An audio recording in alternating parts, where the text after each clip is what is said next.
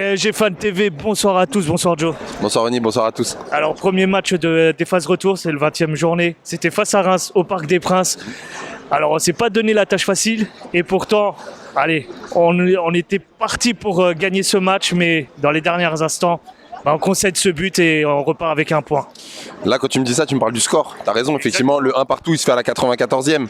Mais dans le contenu du match, on fait presque jeu égal en fait avec cette équipe et c'est scandaleux. Et moi, ce que je vais retenir en fait de ce match-là, s'il y a une chose qui me tient vraiment à cœur de dire, c'est que on se trompe de fautif.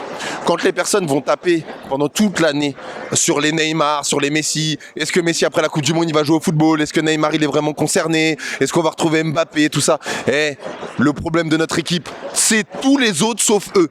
C'est tous les autres sauf eux. Tu pètes pas une ligne au milieu de terrain, t'es obligé de voir un Neymar qui joue 6.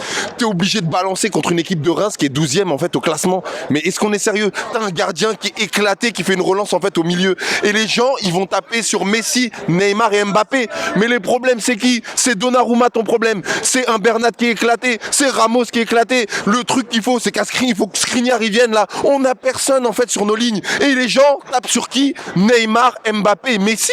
Mais vous êtes fous dans votre tête. Vous êtes complètement fous. On a sur une équipe de 11 mecs, on en a 8 qui savent pas jouer au foot, qui n'ont pas le niveau de la Ligue des Champions. Et les gens, ils vont retenir quoi?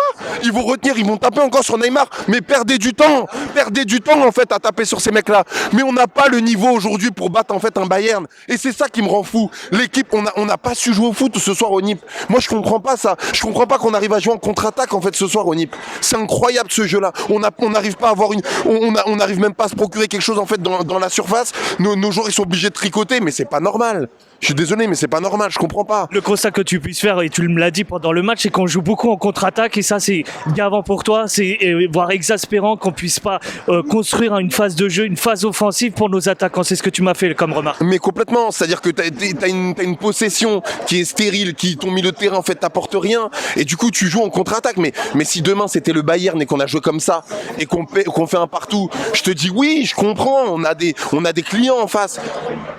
Les Rémois, je respecte, bien joué pour eux, bien ok, c'est des Rémois. À un moment, là, tout le jeu, c'est compliqué. Et tu vois, Coupe du Monde ou pas, il y a plein de mecs là aujourd'hui qui n'ont pas tenu leur rang, qui l'ont pas joué. Verratti, t'as pas joué la Coupe du Monde, pourquoi t'es pas bon? Ramos, t'as pas joué la Coupe du Monde, pourquoi t'es pas bon? Marquinhos, ta Coupe du Monde, elle s'arrêtait en fait en décembre, pourquoi ce soir t'es pas bon? Bernat, t'as rien fait, pourquoi t'es pas bon? Moi, je comprends pas. C'est qu'il y a plein de mecs. Donnarumma, t'as pas joué la Coupe du Monde, pourquoi t'es aussi pas bon? C'est ça, moi, mon problème. C'est pas tout. Honnêtement, c'est pas mes trois de devant. Ça, je le comprends pas. Un dernier mot sur nos milieux. Tu dis clairement que, enfin certains le disent, est-ce que tu as l'impression qu'ils se cachent derrière ce trio offensif, qu'ils mettent pas on va dire, leur courage entre leurs mains? Non, clairement, je pense qu'il y a une crainte en fait de notre milieu de terrain et que nos meilleurs joueurs en fait c'est Vitinha et Verratti notamment en tant que titulaire. Déjà, je comprends pas pourquoi il les fait pas jouer à deux parce que c'est eux qui, quand ils ont en fait un niveau, quand ils ont de l'automatisme, ils t'apportent quelque chose. Mais vraiment, Danilo, il est plus défensif. Soler et Ruiz aujourd'hui ils ont pas le niveau et c'est pareil, c'est des mecs qui ont pas forcément beaucoup joué et je comprends pas pourquoi ils ont pas le niveau, sérieusement. Un dernier mot pour terminer, malgré qu'on va jouer tous les trois jours et que les échéances vont être importantes avant ce fameux match contre Bayern. Honnêtement, aujourd'hui, je compte sur nos génies. Moi, je te dis, je compte en fait sur les trois.